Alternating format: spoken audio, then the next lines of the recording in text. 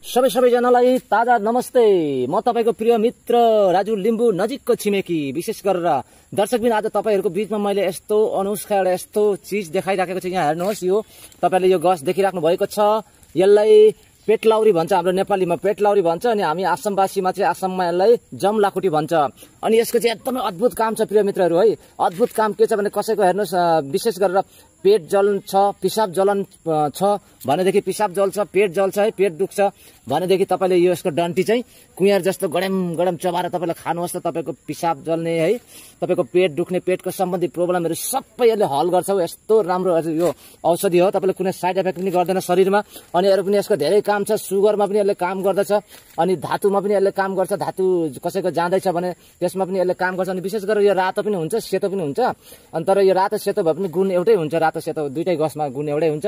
अनि तपाईहरुले यो कसैको गाँठी दुख्ने, जिउ